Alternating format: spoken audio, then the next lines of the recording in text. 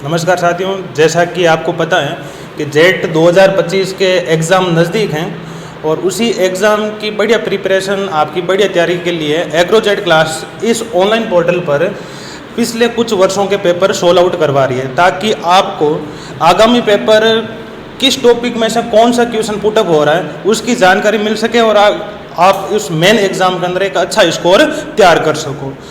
जैसे आज हम पहला पेपर सॉल्व आउट कर रहे हैं 2021 का, और 2021 के अंदर एग्रीकल्चर में जो पहला क्वेश्चन आया है कि चावल में खेरा रोग की खोज किसने की थी। सबसे बेसिक जो क्वेश्चन उठकर आया है कि YL नैने साहब ने की थी। सेकंड देखें, ये थोड़ा सा कंफ्यूजन वाला क्वेश्चन हो सकता है आपके, गाँव में FIRB विधि की बीज दर क्या है। अब बेसिक चीज़ जैसे आपके लवणीय मिट्टी है, क्षारीय मिट्टी है, पद्धति बुआई कर दो, उसके लिए तो सीड रेट हो जाती है 125 kg पर हेक्टर। जो आपके नर्सरी वाइज बुआई करते हो उसके लिए हो जाती है 60 kg प्रति हेक्टर, और नॉर्मल गेहूं की जो सीड रेट है वो 100 kg प्रति हेक्टर। तो FRL के लिए बची आपकी 75 kg पर हेक्टर। उसी प्रकार अगला क्वेश्चन है दोस्तों, बाजरे का परीक्षण भार कितना होता है। तो बाजरे का जो परीक्षण भार होता है दोस्तों, जैसे इसमें पहला ऑप्शन आपका 2 ग्राम, तो 2 ग्राम आपका होता है गेहूं का परीक्षण भार, और जो बाजरे का जो टेस्ट वेट होता है वो दोस्तों होता है 5 ग्राम आपके प्रति 1000 बीजों का वजन होता है। अगला क्वेश्चन है, अरहर की कम अवधि की किस्म कौन सी है। तो पहली किस्म है आपकी प्रभात, दूसरी है ICPL 151, तीसरी है UPAS 120, और चौथा ऑप्शन है आपका उपयुक्त सभी। तो दोस्तों जो अरहर की जो कम अवधि वाली में पकने वाली जो किस्में ये तीनों ही है, इसलिए इसका आंसर क्या हो जाएगा, उपयुक्त सभी। अब देखो 5वां क्वेश्चन हमारे पुटअप हुआ है, समान वर्षा को मिलाने वाली रेखाओं को क्या कहते हैं। पहला ऑप्शन आइसोबार, समान जो आपकी ऊंचाई वाली रेखाओं को मिलाने वाली होगी वो आपकी आइसोबार, और आइसो हाइट सेकेंड ऑप्शन के अंदर हो गया, समान वर्षा को मिलाने वाली रेखाएं क्या कहलाती है आपको, आइसो हाइट्स। अब अगला क्वेश्चन है, मैक्सिकन गेहूं के कोलेप्टाइल की लंबाई कितने सेंटीमीटर होती है। तो मैक्सिकन गेहूं के कोलेप्टाइल की जो लेंथ होती है वो आपकी 5 सेंटीमीटर होती है। ए ऑप्शन आपका सही हो जाता है। दोस्तों अगला क्वेश्चन है, इक्रीसेट क्या है। राष्ट्रीय संगठन है, राज्य संगठन है, अंतर्राष्ट्रीय संगठन है, या उपयुक्त में से कोई नहीं। तो यहाँ पे दोस्तों जो आपका इक्रीसेट है वो क्या है, अंतर्राष्ट्रीय संगठन है। क्या है, अंतर्राष्ट्रीय संगठन। अगला है, लेथाइरस में BOA की सुरक्षित सीमा क्या है। तो 0.2% से कम होना चाहिए। अब देखो आपके भारत में सबसे अधिक मोठ का उत्पादन करने वाला राज्य है। तो भारत के अंदर देखे जाए तो मोठ एक शुष्क जलवायु का पौधा है, और शुष्क जलवायु हमारे यहाँ सबसे ज़्यादा राजस्थान के अंदर होता है। तो मोठ का उत्पादन सबसे अधिक कहाँ पर होता है, आपके राजस्थान में। आधुनिक जैविक कृषि के जनक है। आधुनिक जैविक कृषि आपकी 12th NCERT के अंदर सीधे सीधा क्वेश्चन आपके अल्बर्ट हावर्ड। अगला देखो तो आपके organic federation of organic agriculture movement की स्थापना कब हुई थी। तो आपके IFOM की स्थापना हुई थी 1972 के अंदर।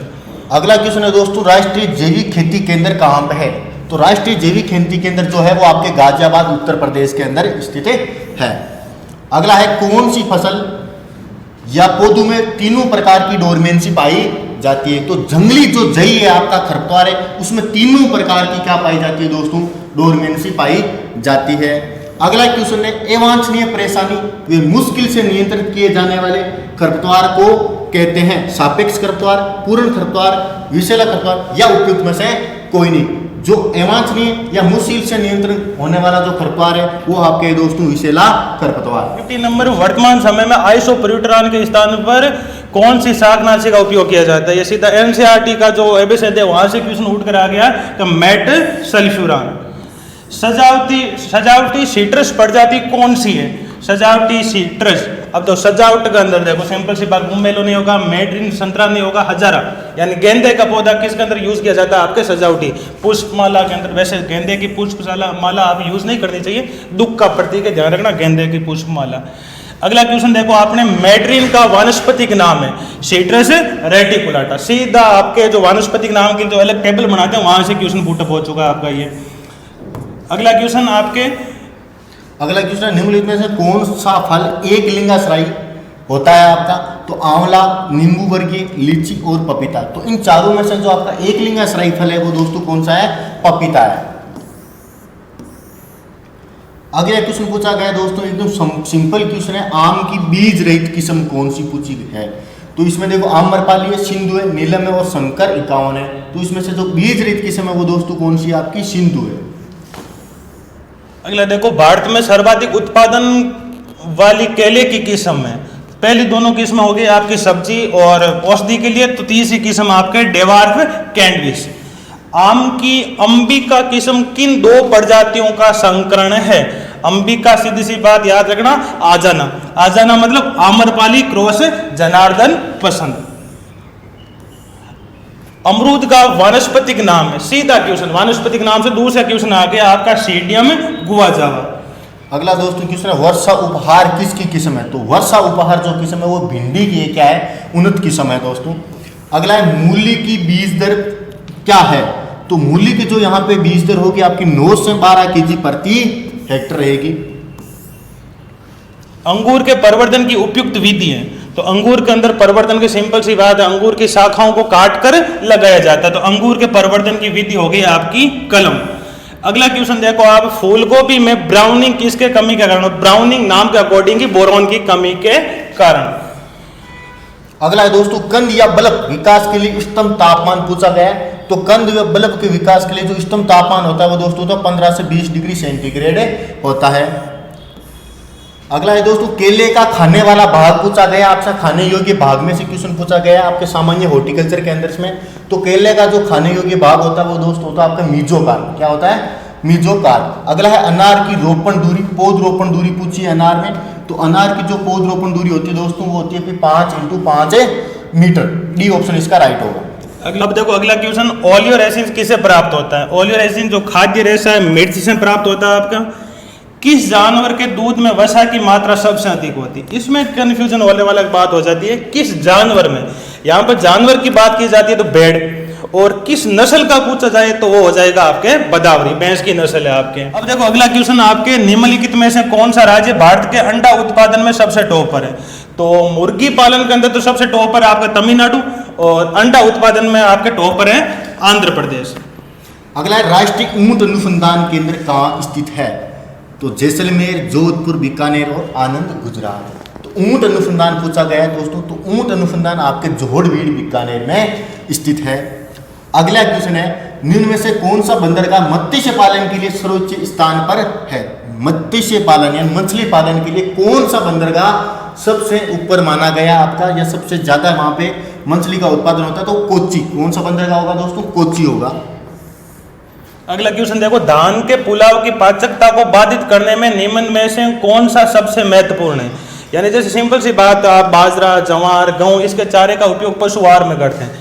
धान के चारे का उपयोग पशु आहार में नहीं करते हैं। रीजन है कि धान के चारे के अंदर आपका जो पुलाव है या भूसा है उसके अंदर सिलिका की मात्रा अधिक पाई जाती है। इस कारण से हम धान का जो चारा है उसका उपयोग पशु आहार में नहीं करते हैं।